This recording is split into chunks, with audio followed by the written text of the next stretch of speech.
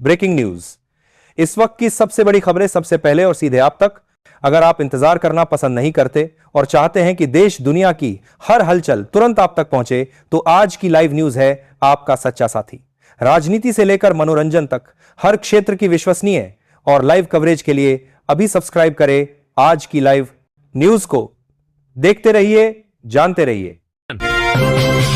रूस के राष्ट्रपति व्लादिमीर पुतिन के सम्मान में राष्ट्रपति भवन में हुए डिनर में राहुल गांधी को आमंत्रण न मिलने पर उठे विवाद को लेकर बीजेपी ने कांग्रेस पर पलटवार किया है। बीजेपी प्रवक्ता गौरव भाटिया ने राहुल गांधी को अपरिपक्व और गैर जिम्मेदार बताया। उनका कहना है कि वैश्विक कूटनीति पारिवारिक पहचान पर नहीं बल्कि योग्यता और विश्वसनीयता पर चलती है। भाटिया ने कहा कि विदेशी नेता किससे मिलना चाहते हैं यह उनका अधिकार है और सिर्फ खास परिवार से होने से वैश्विक मंचों पर प्राथमिकता नहीं मिलती। उन्होंने यह भी आरोप लगाया कि कांग्रेस राहुल गांधी का महिमा मंडन करती है और देशहित को पीछे छोड़ देती है। भाटिया का कहना है कि दुनिया नेतृत्व को उसकी क्षमता से परखती है, वंश से नहीं, और यही सच्चाई विपक्ष को समझनी चाहिए। मुर्शिदाबाद के बेलडांगा में तृणमूल के निलंबित विधायक हुमायूं कबीर ने भारी विवादों के बीच बाबरी मस्जिद का शिलान्यास किया। इस आयोजन में मदीना से 2 काजी पहुंचे, जबकि हजारों समर्थक संदेशखाली और अन्य इलाकों से इंटे लेकर पहुंचे। कार्यक्रम में सुरक्षा के कड़े इंतजाम किए गए थे और करीब 1 लाख लोगों के लिए शाही बिरयानी का विशाल इंतजाम भी किया गया। हुमायूं कबीर ने इसे आगामी विधानसभा चुनावों की शुरुआत बताते हुए 135 सीटों पर उम्मीदवार उतारने का ऐलान किया है। उन्होंने कहा कि बंगाली मुसलमानों को 90 मुस्लिम बहुल सीटों पर मजबूत प्रतिनिधित्व भेजना चाहिए। 22 दिसंबर को वे अपनी नई पार्टी का औपचारिक ऐलान करेंगे, जिससे मुर्शिदाबाद में राजनीतिक तापमान और बढ़ गया है। भारत के खिलाफ पाकिस्तान में नई साजिश रचे जाने की आशंका के बाद सुरक्षा एजेंसियों ने हाई अलर्ट जारी कर दिया है। जानकारी के मुताबिक लश्कर ए तैयबा और जैश ए मोहम्मद ने बहावलपुर में धार्मिक जलसे की आड़ में गुप्त बैठक की, जिसमें महिला जिहादियों की मौजूदगी भी दर्ज की गई।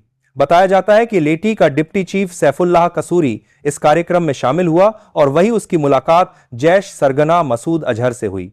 बहावलपुर को अजहर का गढ़ माना जाता है और दोनों की मुलाकात को भारत के खिलाफ संभावित नई साजिश से जोड़ा जा रहा है।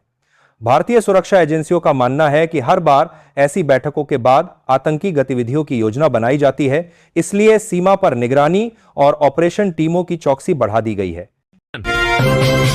इंडिगो एयरलाइंस की लगातार बढ़ती गड़बड़ियों को लेकर आम आदमी पार्टी ने केंद्र सरकार पर सीधा हमला बोला है।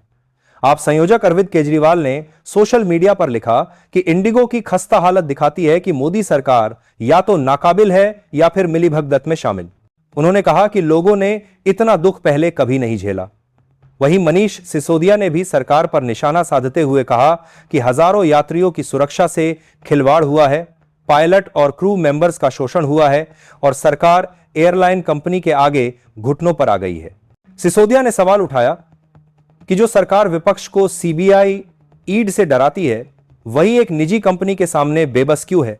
क्या यही अमृतकाल की तस्वीर है?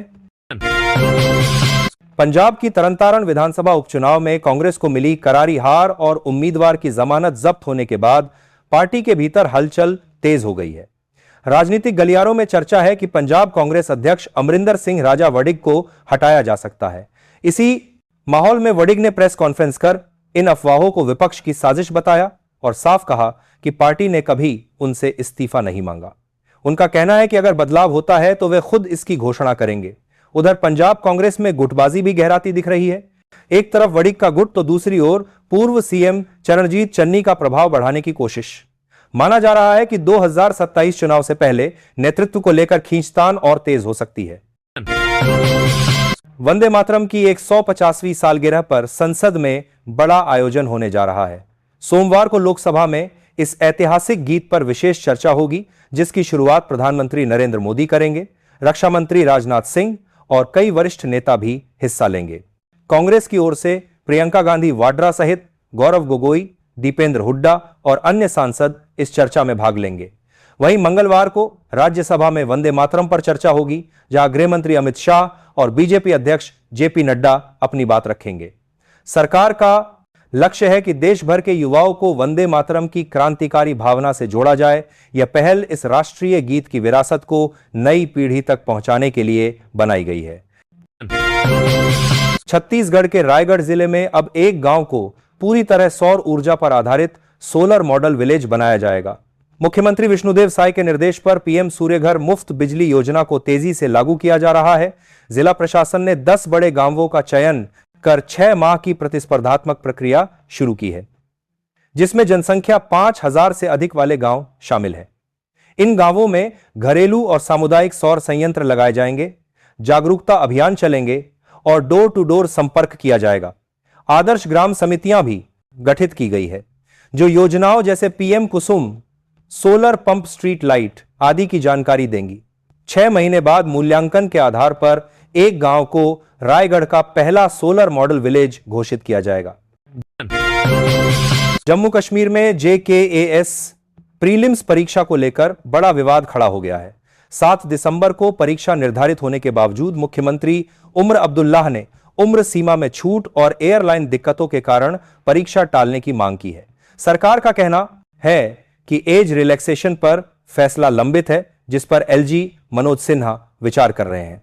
इसी मुद्दे पर हजारों उम्मीदवार परेशान हैं, क्योंकि करीब 19,000 छात्रों पर उम्र सीमा का सीधा असर पड़ रहा है। कई छात्र तो पिछले 2 दिनों से भूख हड़ताल पर है और ऊपरी उम्र सीमा 32 से बढ़ाकर 37 साल करने की मांग कर रहे हैं। वहीं महबूबा मुफ्ती ने भी अपील की है कि सरकार तुरंत इस मामले का समाधान करे। पंजाब की तरनतारन विधानसभा उपचुनाव में कांग्रेस को मिली करारी हार और उम्मीदवार की जमानत जब्त होने के बाद पार्टी के भीतर हलचल तेज हो गई है। राजनीतिक गलियारों में चर्चा है कि पंजाब कांग्रेस अध्यक्ष अमरिंदर सिंह राजा वड़िग को हटाया जा सकता है। इसी माहौल में वड़िग ने प्रेस कॉन्फ्रेंस कर इन अफवाहों को विपक्ष की साजिश बताया और साफ कहा कि पार्टी ने कभी उनसे इस्तीफा नहीं मांगा। उनका कहना है कि अगर बदलाव होता है तो वे खुद इसकी घोषणा करेंगे। उधर पंजाब कांग्रेस में गुटबाजी भी गहराती दिख रही है। एक तरफ वड़िग का गुट तो दूसरी ओर पूर्व सीएम चरणजीत चन्नी का प्रभाव बढ़ाने की कोशिश। माना जा रहा है कि 2027 चुनाव से पहले नेतृत्व को लेकर खींचतान और तेज हो सकती है। वंदे मातरम की 150वीं सालगिरह पर संसद में बड़ा आयोजन होने